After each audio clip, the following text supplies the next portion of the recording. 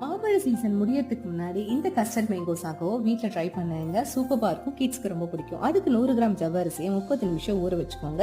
ஊற வச்ச ஜவ்வரிசியை நல்லா வேக வச்சுக்கிட்டு இது தனியாக எடுத்து வச்சுக்கோங்க. 500 ml பாலை ஊற்றிட்டு நல்லா கொதி வந்ததுக்கப்புறம் கஸ்டர்ட் பவுடர் 2 டீஸ்பூன் கொஞ்சம் தண்ணி விட்டு நல்லா மிக்ஸ் பண்ணிவிட்டு இது அந்த பாலில் ஊற்றுங்க. கொஞ்சம் கொஞ்சமாக அந்த கன்சிஸ்டன்சி மாற ஆரம்பிக்கும். அதுக்கப்புறம் மில்க் மேடு நான் 200 கிராம் யூஸ் பண்ணியிருக்கேன்.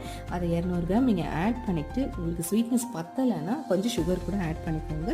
நல்லா ஸ்வீட்டாக இருக்கிற பழுத்த மாம்பழத்தை எடுத்து நீங்கள் அதை பியூரி மாதிரி பண்ணிவிட்டு ஆற வச்ச கஸ்டர்ட் மில்கில் ஆட் பண்ணுங்க. அதுக்கப்புறம் ஜவ்வரிசி, க்யூப்ஸாக கட் பண்ண மாம்பழம், நட்ஸு, ஊற வச்ச சப்ஜா சீட்ஸ் இது எல்லாத்தையுமே போட்டு நல்லா மிக்ஸ் பண்ணிவிட்டு நீங்கள் கொஞ்சம் பிஞ்ச் ஆஃப் சால்ட் மட்டும் ஆட் பண்ணிக்கோங்க. கொஞ்சம் ஸ்வீட்டை என்ஹான்ஸ் பண்ணும்.